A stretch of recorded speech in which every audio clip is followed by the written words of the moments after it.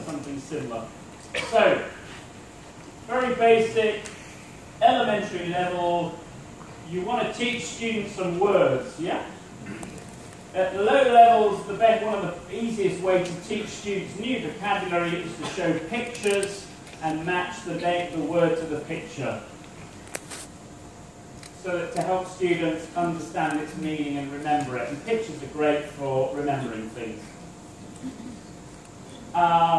Once we've done that work, that remembering and understanding, a typical way that teachers like to check students understand it is one of the world's most popular exercise types, which is a gap fill.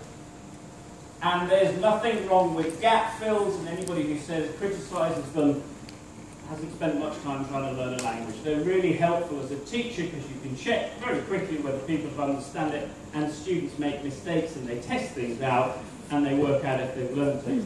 So I can give students a gap fill, and number one, I wear this hat on my head, put these, very good. It's too dark, switch the... Ooh, I can just tell whether I've got British English or American English in the audience at this point, so I get a bit of torch and a bit of flashlight going on. Okay, so switch the torch. And so on, and we can just check the meaning. So students apply the new language. Still lower order thinking. We haven't really got into higher order thinking.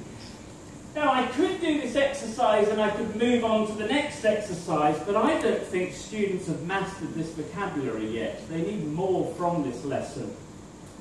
One way to do this is to personalise it. If you ask students to personalise this vocabulary in some way, they have to think a bit harder and they start to analyse.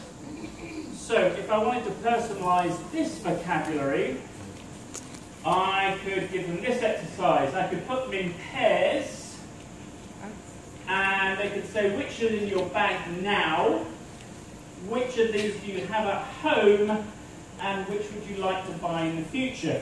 And suddenly the vocabulary becomes a bit more interesting. Let's try it and find out how interesting this vocabulary is. Can you turn to the person next to you?